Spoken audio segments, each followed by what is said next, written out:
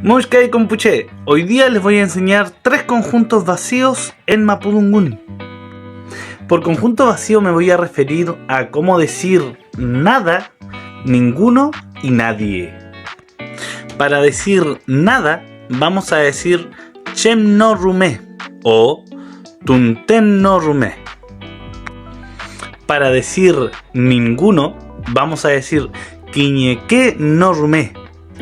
Quiñeque, si se dan cuenta, viene de la palabra quiñe, que quiere decir uno. Quiñeque es el plural que quiere decir algunos. Por lo tanto, si yo digo quiñeque no rumé, es justamente lo contrario a algunos, o sea, ninguno.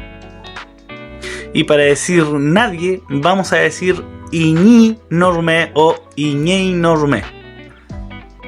Igual que en el ejemplo anterior, iñei es quien y no rumé indica la ausencia de alguien. En este caso, nadie, ninguno.